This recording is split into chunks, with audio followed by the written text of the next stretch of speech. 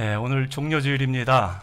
종료주일날 기쁜 설교를 해야 되나, 또 동시에 종료주일이기도 하지만 또 고난주간이 시작되는 첫날이기도 합니다. 그래서 슬픈 설교를 해야 되나 고민하다가 다음 주일은 부활주일이기 때문에 우리가 마음껏 기뻐하고 또 즐거워하는 그런 주일이기 때문에 오늘은 좀 슬픈 십자가 설교를 좀 하려고 합니다. 사도 바울은 오늘 십자가의 능력을 말합니다. 18절 말씀을 다시 한번 띄워주시면 같이 한번 읽어볼까요? 십자가의 도가 멸망하는 자들에게는 미련한 것이요 구원을 받는 우리에게는 하나님의 능력이라. 십자가의 도가 하나님의 능력이라 그렇게 고백하고요. 또 21절에 한번 더 보시면요, 하나님의 지혜에 있어서는 이 세상이 자기 지혜로 하나님을 알지 못하므로 하나님께서 전도에 미련한 것으로 믿는 자들을 구원하시기를 기뻐하셨도다. 하나님의 지혜에 있어서, 하나님의 지혜는 무엇인가? 그것은 전도에 미련한 것으로, 십자가의 도를 전하는 이 미련한 행위를 통해서 믿는 자들이 구원받기를 기뻐하셨대요.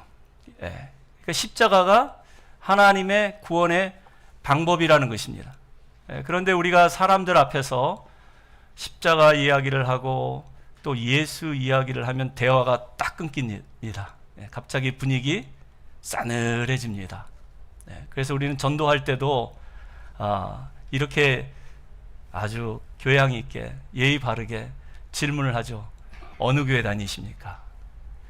예수 믿습니까? 라고 묻지 않고 어느 교회 다니십니까? 그리고 십자가가 능력입니다. 십자가 단단히 붙드십시오. 라고 그렇게 위로를 하고 격려를 해야 되는데 교회 열심히 다니면 하나님께 복 받습니다. 자, 아주 참 점잖게, 물론 이제 그 사람을 교회로 인도하기 위해서 그런 또 교양도 필요하고 예의도 필요하지만 자꾸 이 복음을 감싸려고 해요. 포장하려고 합니다. 복음을 부끄러워하기도 해요. 십자가, 예수 그리스도, 그 십자가 예수 얘기하는 게 거리낄 때가 있습니다. 우리가 이렇게 전도하지 않아도 사람들이 예수 믿고 구원받았으면 참 좋겠는데, 하나님은 전도에 미련한 것으로 구원받게 하신대요. 그리고 그 방법을 기뻐하신다, 그렇게 말씀하고 있습니다. 오늘 사도 바울은 십자가가 하나님의 지혜요 하나님의 능력이라고 합니다. 이 십자가로 믿는 자들을 구원하실 뿐만 아니라 19절에 보면 지혜 있는 자의 지혜를 멸하고 총명한 자의 총명을 패한다. 이사야서의 말씀을 인용해서 세상에 지혜자가 어디 있느냐, 세상에 선비가 어디 있느냐, 변론가가 어디 있느냐, 하나님께서 이 세상의 지혜자들을 다 미련하게 하신 것이 아니냐, 그렇게 반문합니다. 그럼 왜 사도 바울은 십자가가 하나님의 능력이요 하나님의 지혜라고 했을까요? 여러분 아시는 바와 같이 사도 바울은 아주 박식한 사람입니다. 그리스 말도 하고 또 사상과 철학에 능통한 사람이에요. 뿐만 아니라 히브리 말도 하고 또 히브리 사상과 히브리 율법에 아주 또 박식한 그런 학자입니다. 아주 엘리트 중에 엘리트였어요. 그런데 그런 그가 다메섹 도상에서 예수님을 만납니다. 부활하신 예수님을 만나고 그 자리에서 꼬꾸라지고 회심해서 이제 복음을 전하는 전도자의 삶을 살기 시작하죠. 그래서 그가 이제 복음을 전하기 위해서 로마 전역을 다니기 시작합니다. 그리스의 아테네에 가보면 아레오바고라는 이 광장에서 복음을 전하게 되는데 그곳 그리스 사람들, 아테네 사람들이 다 철학자잖아요. 소크라테스와 플라톤, 아리스토텔레스의 후예들입니다. 그러니까 이 헬라 철학에 아주 능통한 이 사람들을 어떻게 하면 복음을 전할까? 그래서 헬라적인 사고 방식으로 철학적으로 접근을 했어요. 그런데 그게 통하지 않습니다. 그래서 오히려 이 아테네 지역에서는 복음 전파에 실패를 하게 돼요. 그때 사도 바울이 깨달은 게 있습니다. 그리고 작정한 게 있어요. 고린도전서 2장 2절에 기록되어 있습니다. 같이 한번 읽어볼까요? 내가 너희 중에서 예수 그리스도와 그가 십자가에 못 박힌 것 외에는 아무것도 알지 아니하기로 작정하였습니다. 자, 실패에 대한 교훈을 얻은 거예요. 어떻게든지 그 사람들에 맞춰서 그 사람들이 이해할 수 있는 그런 방법으로, 헬라적인 사고로 복음을 포장해서 전하려고 했는데 그게 실패하고 난 다음에 그가 결정한 건 뭐예요? 내가 이제부터는 예수 그리스도께서 십자가에 달려 죽으신 거 외에는, 십자가 외에는 내가 증거하지 않겠다라는 거예요. 예수 그리스도의 십자가만 자랑하겠다고 그렇게 복음을 전하기 시작했는데 그때부터 복음의 문이 확 열립니다. 1차, 2차, 3차 전도 여행을 다 마치고 로마의 가이사 황제 앞에까지 압송되어 가는 가운데서도 복음을 부끄러워하지 않고 담대하게 황제 앞에서도 복음을 증언해요. 뿐만 아니라 이 시대 이방인이었던 우리들에게까지 복음이 미쳐서 오늘 저와 여러분들이 이렇게 예수 믿고 구원받는 놀라운 은혜가, 이 사도 바울이 작정한 내가 십자가 외에는 증언하지 않겠다라는 결단에서 시작됐다는 사실을 기억할 수 있기를 바랍니다. 그러니까 이 십자가, 예수 그리스도의 십자가만을 그는 자랑했고 그 십자가 사랑에 사로잡혀서 살았어요. 바울의 삶을 변화시키고 로마 제국을 변화시키고 또 온 세상을 변화시킬 수 있는 힘은 오직 예수 그리스도의 십자가임을 그는 깊이 깨달았던 것입니다. 그런데 오늘 본문에 이 바울의 편지를 받은 고린도 교회는 그렇지 않았던 것 같습니다. 십자가가 미련해 보였고 십자가가 거리끼게 보였습니다. 여러분, 이 고린도 교회는 다민족 교회입니다. 유대인과 이방인, 헬라인들이 함께 모여서 신앙생활을 했어요. 그런데 문제는 끊이지 않았죠. 우리가 잘 아는 바와 같이 얼마나 많은 문제들을 고린도 교회가 안고 있었습니까? 예. 다툼이 있었고 분쟁이 있었고 파벌이 있었고, 그리고 우상 숭배의 문제, 결혼 문제, 이혼 문제, 법정 소송 문제까지, 그 먹고 마시는 문제, 모든 문제에 갇혀 있는, 어떻게 보면 현대 교회에 갖고 있는 모든 문제들을 이 고린도 교회가 다 가지고 있었어요. 그러한 이 고린도 교회에게 지금 사도 바울이 하는 말이에요. 나는 십자가에 못 박힌 예수 그리스도만 전하겠다. 너희들에게는, 이방인 너희들에게는 미련하게 보이지만 유대인 우리 동족에게는 거리끼는 십자가지만 나는 십자가 외 다른 것을 자랑할 수 없다.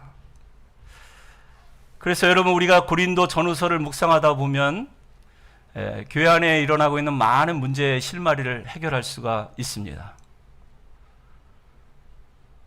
뭘로 해결할 수 있어요? 십자가로 해결할 수 있어요. 우리가 정말 십자가를 믿는다면, 십자가 단단히 붙잡고 예수님 가신 그 십자가의 길을 따라간다면 웬만한 갈등, 분쟁 다 해결됩니다. 오늘 본문 23절에 보면은 우리는 십자가에 못 박힌 그리스도를 전하니 유대인에겐 거리끼는 것이요 이방인에겐 미련한 것이로되. 유대인에게 거리끼는 이유는 무엇입니까? 그들이 표적을 구하기 때문에 그래요. 22절에 기록되어 있죠. 그리고 헬라인은 지혜를 찾기 때문에 그렇다고 사도 바울이 말합니다. 여러분, 유대인이 표적을 구했다라는 얘기는 그들은 기적을 바랬다라는 거예요. 하나님의 능력을 구했다는 얘기입니다. 쉬운 말로 말씀드리면 예수 믿으면 밥이 나오냐, 떡이 나오냐. 정말 예수 믿는다면 왜 하나님이 나를 이렇게 버려두냐? 기적을 행하셔야지. 능력을 베풀어 주셔야지. 왜 내가 이렇게 비참하게, 구차하게 사는지. 난 십자가의 능력을 못 믿겠다라는 거예요. 예수 믿어서 부자 된다면 나도 믿겠다라는 거예요. 건강해진다면 나도 믿겠다라는 거예요. 실제로 십자가를 바라보던 유대인들은 십자가에 못 박힌 예수님을 이렇게 조롱했습니다. 내가 하나님의 아들이거든 십자가에서 내려오라. 내려오래요. 그래서 증명해 보이래요. 정말 네가 메시아라면, 구원자라면 십자가에서 내려와 봐라. 십자가 좌우편에 있었던 그 왼편 강도도 비슷한 말을 했어요. 뭐라고 얘기합니까? 네가 그리스도가 아니냐? 빨리 십자가에서 내려와서 너와 우리를 한번 구원해 봐라. 유대인들은 기적을 바랍니다. 여러분, 기적이 필요하지만, 우리에게 너무 필요하지만, 때로는 기적이 십자가를 믿는데 거리끼게 만들어요. 실제 십자가에서 아무 일도 일어나지 않았어요. 예수님이 십자가에서 내려오시지도 않았고 끝내 십자가에서 숨을 거두셨어요. 죽었습니다. 그들의 요구대로 자신도 구원하지 못했어요. 그러니까 유대인들에게는 정말 예수님이 하나님의 아들이라면 이럴 수 없다라는 거예요. 이렇게 비참하게 죽을 수 없다라는 것입니다. 그가 정말 하나님의 아들이라면 어떻게 그를 사랑하는 성부 하나님께서 그렇게 비참하게 십자가에 달려 죽어가는 아들의 모습을 보고 외면할 수 있겠냐라는 거예요. 하늘의 천군 천사를 동원해서라도 살려내야죠. 그 머리에 가시 면류관 씌우고 양손에 대못을 받고 옆구리에 창을 찔러대던 로마 병정들 혼내줘야죠. 그런데 여러분, 하나님의 구원 방식은 자신의 독생자 외아들을 십자가에 내주심으로, 십자가에 죽이심으로 죽어 마땅한 우리를 살리는 방식입니다. 독생자 예수님을 십자가에 피 흘려 죽게 하심으로 그 피로 우리의 모든 죄를 말갛게 씻어주시는 방식입니다. 그러니까 구원은 하나님께서 우리에게 거저주신 은혜요, 선물이지만 대신 값비싼 대가, 값비싼 희생을 치르신 거예요. 십자가는 고통입니다. 하나님의 희생이에요. 그런데도 불구하고 우리는 십자가를 너무 쉽게 바라보고 너무 쉽게 십자가를 믿으려는 경향이 있습니다. 십자가를 지어보지도 않고 한 번도 그 십자가의 그 무거운 중압감을 견뎌보지도 않으면서 마치 나도 예수님 가신 십자가의 길을 따라간다고 교만을 떨 때가 있어요. 여러분, 십자가 지는 일 그렇게 편한 일이 아닙니다. 왜냐하면 사람마다 각기 자기 십자가가 있습니다. 자기 십자가를 지고 예수님을 따라가야 하기 때문에 맨손으로 덜렁덜렁 따라가는 게 아니라 자기를 억누르고 옥죄고 있는, 자기에게 고통을 가하고 있는, 희생을 요구하고 있는 그 십자가를 각자가 어깨에 지고 예수님 가신 그 십자가의 길을 그대로 따라가야 하기 때문에 아무나 갈 수 있는 길이 아니에요. 가다가 다 기법하고 내려놓고 엉뚱한 길로 접어들고 사람들이 다 가고 싶어하는 넓은 길, 화려한 길을, 쉬운 길을 찾아갑니다. 이 영화를 여러분들 보셨는지 모르겠어요. 세상에서 가장 아름다운 이별이라는 영화인데, 원작은 노희경 씨가 오래전에 쓴 작품인데 이거를 영화화해서 상영을 했더라고요. 50대 여인, 이 한 가족을 부양하기 위해서 고생하다가 이 자궁암 말기 판정을 받았어요. 이 여인이 이제 가족들과, 사랑하는 가족들과 이별하는 과정에서 보여주는 그런 이야기인데요. 정말 눈물을 쏙 빼버립니다.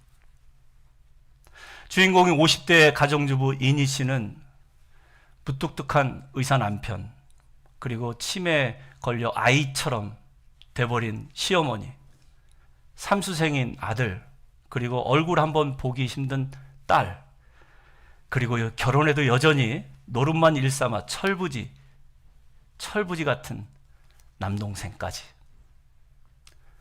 그렇게 가족을 돌보고 부양하는데, 희생하는데 이렇게 몹쓸 병에 걸린 거예요. 그러니까 이 아내이자 며느리, 엄마, 누나의 역할까지 아주 힘겹게 하고 있었던 거예요. 그런데 남편은 자기가 의사라는 사실을 부끄러워합니다. 의사면 환자를 고칠 수 있어야 되는데,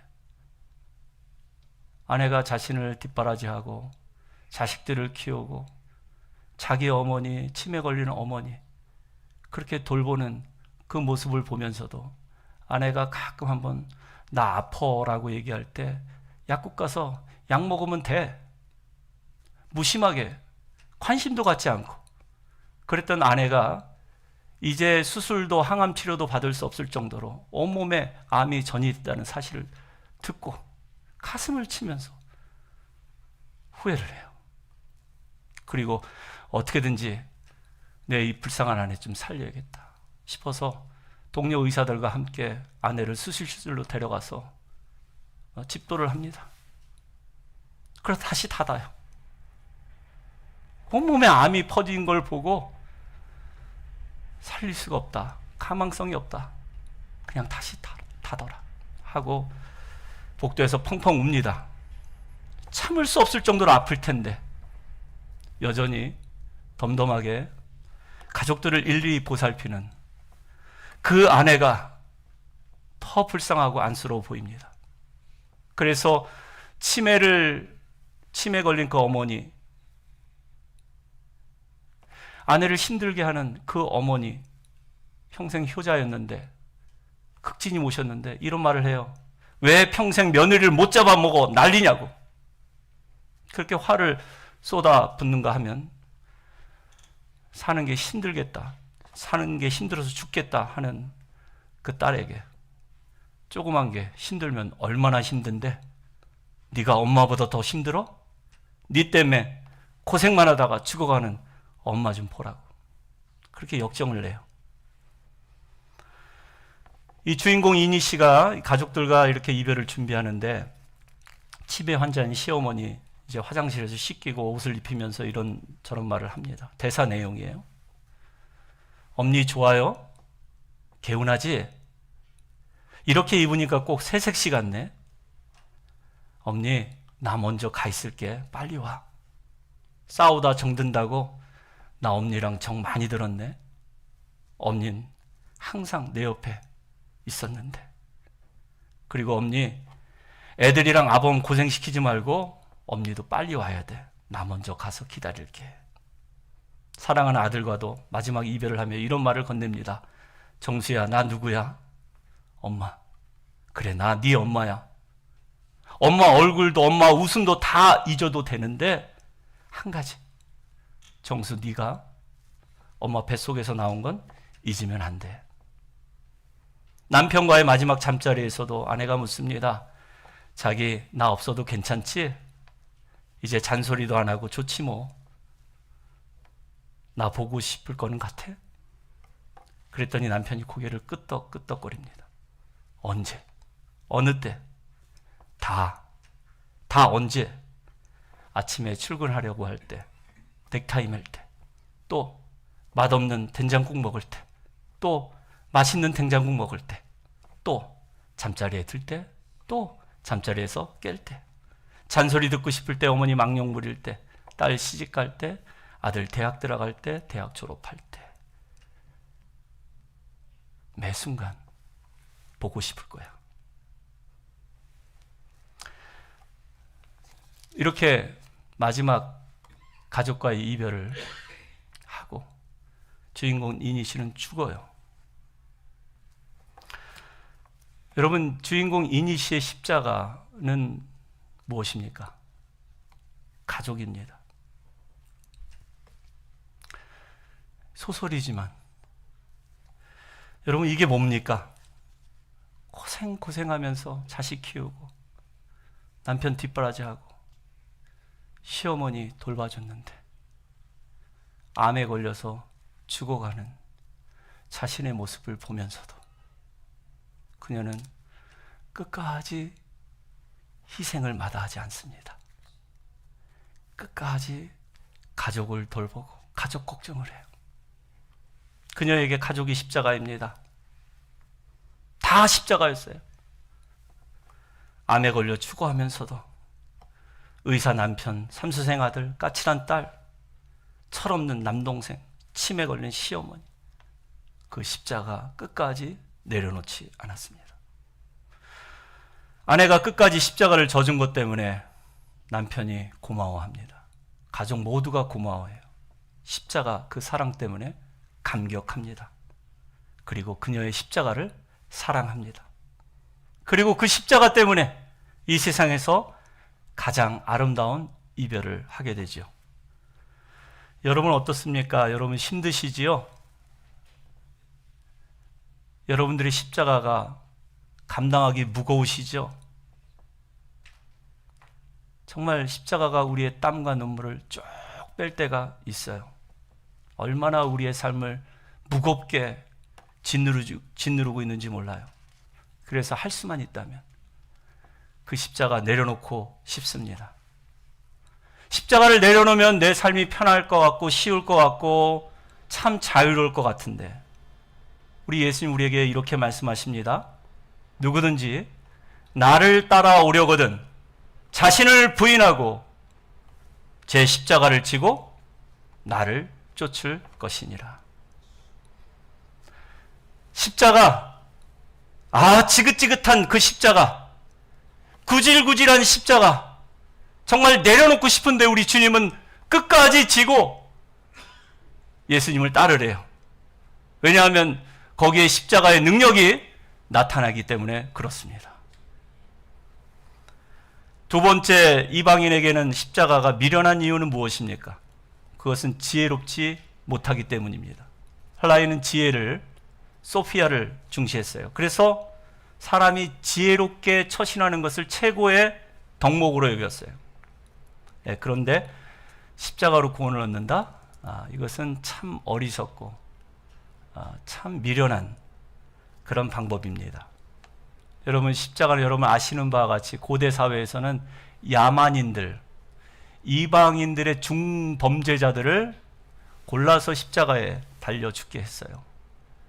로마 정부가 로마 시민권을 가지고 있는 아무리 흉악한 범죄자라 할지라도 이렇게 야만적이고 이렇게 폭력적인 십자가에 달려 죽게 할 수 없다. 그런데 갈릴리 출신의 나사렛 예수라는 청년이 이렇게 야만적인 사형 방법으로 십자가에 달려 죽었는데 그 십자가를 보고 십자가를 믿으면 구원을 받는다? 이게 이해가 되지 않는 거예요. 이게 너무나 어리석은 거예요. 미련한 거예요. 야만인처럼 십자가에 달려 죽은 나사렛 예수를 어떻게 구세주로 믿겠냐라는 것입니다. 소크라테스처럼, 테스 형처럼 아주 고상하게, 그리고 멋있게 죽으면 몰라도. 여러분, 소크라테스는 실제로 멋있게 죽었다고 하잖아요. 그의 제자 플라톤의 증언에 의하면 소크라테스는 독이 든 그 사약을 받아 마셔서 죽었는데 그 독배의 그 사약을 하나도 남김없이, 한 방울도 남김없이 다 마시고 죽었대요. 죽으면서도 뭐라고 얘기합니까? 아주 의연하게 제자들에게 절대로 진리를 사수해라. 옳은 건 옳다고 얘기해라. 얼마나 멋있어요. 그런데 우리 예수님은 어떻습니까? 겟세마네 동산에서 기도하시고 이 잔을 할 수만 있다면 내게서 지나가게 하옵소서. 이 독배가 들어있는 이 독배의 잔 할 수만 있다면 지나가게 해달라고 얼마나 두려움에 떨면서 사시나무 떨듯이 성부 하나님께 3번이나 간구를 했습니까? 우리 예수님이 참 겁쟁이가 아닌가. 그런데 여러분, 소크라테스가 마신 그 독이 든 잔과 예수님이 마신 그 잔은 차원이 다른 잔이었어요. 온 인류의 죄가 담긴 그 죄의 잔을 거룩하신 하나님의 아들, 죄 없는 예수님께서 그것을 마신 거예요. 그래서 할 수만 있다면, 내가 이 죄의 잔을 마시지 않고도 하나님이 구원할 수 있는 방법이 있다면 그대로 해 주십시오. 죄와 함께 하실 수 없는, 죄의 권세에 사로잡힐 수 없는 우리 예수님께서 하신 말씀. 그래서 이 영국의 신학자 존 스토트 목사님이 그리스도의 십자가라는 책에서 이 부분에 대해서 아주 명쾌하게 설명을 합니다. 그 잔은, 예수님이 마신 잔은 육체적인 고통도 아니며 정신적인 고통도 아니다. 그 고통은 온 세상의 죄의 짐을 짊어지는 영적인 고통이었다. 그 죄의 잔을 마시면 하나님과 분리되고 하나님의 임재에서 벗어나는, 삼일체 하나님, 하나셨던 하나님이 그 죄의 독배를 마시는 순간에 분리되기 때문에 분리의 아픔을, 영적인 고통을 표현한 것이죠. 그게 하나님의 진노의 잔이었다라는 것입니다. 그럼에도 불구하고 그것이 하나님이 정하신 유일한 구원의 방법이었기 때문에 피할 수가 없었던 것입니다. 그래서 예수님이 마지막으로 기도하실 때는, 그러나 나의 원대로 마옵시고 아버지의 원대로 되기를 바라나이다. 십자가를 피하지 않으십니다. 여러분, 해마다 고난주간이 되면 우리가 즐겨보는 예수 영화가 있습니다. 그 중에 Passion of Christ. 정말 예수 영화들이 참 많은데 가장 예수님의 고통을 실제적으로 적나라하게 표현한 작품이라고 하잖아요. 얼마나 잔인하고 선정적입니까? 그런데 짐 카비젤이라는 이 배우가 멜 깁슨 감독으로부터 제의를 받았을 때, 이 작품에 출연해 달라고 부탁을 받았을 때 거절했다고 해요. 그러나 기도하는 가운데 성령의 감동으로 내가 하겠다. 근데 얼마나 그 촬영 현장이 또 과정이 힘들었는지 그가 50파운드가 빠졌다고 합니다. 골고다 씬 촬영할 때는 이 십자가, 무거운 십자가 어깨에 메고 가다가 또 넘어지고 가다가 넘어지고 하는 바람에 이 왼쪽 어깨는 탈골까지 된 상태였대요. 구토 증상에 십자가에 오래 달려 있다 보니까 자꾸 막 신물이 올라오고 구토를 하고 또 폐에도 물이 차가지고 폐렴까지 걸려 수술까지 받았대요. 그러니까 연기하면서 이렇게 고통을 겪어본 적 처음인 거예요. 예수 연기하면서. 그래서 하나님께 이런 기도를 드렸다고 합니다. 주님, 저는 그냥 연기자입니다. 주님을 연기할 뿐입니다. 예수 연기 정말 잘해서 영화가 대박 나면 하나님께 영광 드리길 원하는데, 주님, 내 육신의 고통은 덜어 주셔야죠. 왜 이렇게 아프고 힘들고 또 이렇게 병들게 만드십니까? 그런데 참 이상한 건 그렇게 기도를 했는데도 기도 응답이 없고 몸은 더 아파오고 고통스러워서 견딜 수 없는 지경까지 가게 됐다고 합니다. 그런데 이상하게도 예수님의 심정이 느껴지기 시작하더래요. 그러면서 자기 기도도 바뀌기 시작하더래요. 나의 원대로 마옵시고 아버지의 원대로 되기를 원하나이다. 그리고 사람들이 이 예수 영화를 통해서 자기를 보는 것이 아니라 자기를 통해서 예수님을 볼 수 있게 해달라고 그렇게 기도했다고 합니다. 예수님의 고난이 이제 자기 고난이 된 것이죠. 예수님의 십자가가 자기 십자가가 된 것입니다. 나중엔 폐에 물이 너무 많이 차서 의사가 이러다가 죽을 수도 있다 싶어서 감독 멜 깁슨한테 저 사람 고만시키라고, 주인공 바꾸라고 그렇게 이야기를 했는데, 그가 나는 죽더라도 이 영화 찍겠다고. 왜냐하면 지금까지 살아오면서 내가 한 번도 예수님을 이렇게 진지하게 생각하고 예수님의 마음을 진심되게 느껴본 적이 한 번도 없기 때문에, 내가 이 영화를 찍다가 죽는 한이 있더라도, 그래서 죽는다 할지라도 이 영화를 통해서 예수님이 나타날 수만 있다면, 예수님의 십자가가 증거될 수만 있다면 나는 그 길을 택하겠다고. 이 고통이 계속 가중될 때마다 사탄의 속삭임도 있었다고 합니다. 넌 이제 죽은 몸이야. 이러다 네 인생 끝장나. 그런데 죽음조차도 감당할 수 있는 믿음을 주님께서 주시더란 것입니다.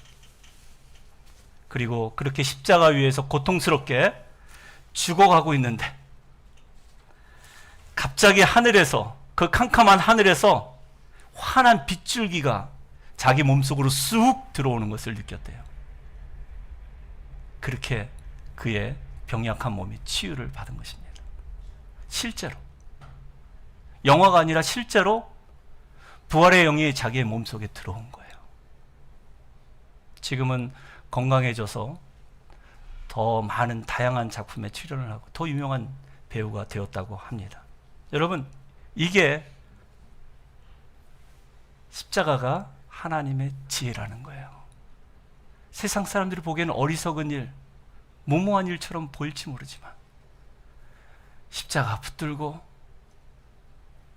십자가 단단히 붙들고 주님 바라보는 사람, 주님께서 이렇게 높이시고 하나님 영광 나타나게 될 줄로 믿습니다.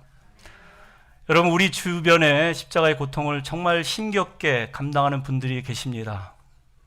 그 무게를 감당하기 힘들어서 지금 쓰러져 계신 분도 있을 거예요. 그러나 오늘 성경은 하나님의 어리석음이 세상 사람보다 지혜롭다 말씀하십니다.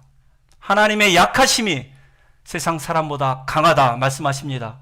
우리가 오늘 십자가를 깊이 묵상하고 또 예수님이 가신 그 십자가의 길, 각자의 십자가를 지고 따라갈 때 하나님은 세상이 감당할 수 없는 그런 지혜와 능력을 우리에게 주실 것입니다.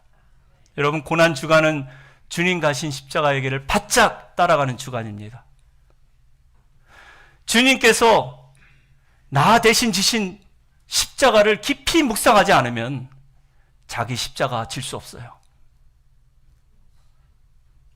주님이 나 대신 죽은 십자가를 깊이 묵상하지 않으면 그 십자가 자꾸 내려놓고 싶습니다. 힘들지만, 배고프지만, 피곤하지만,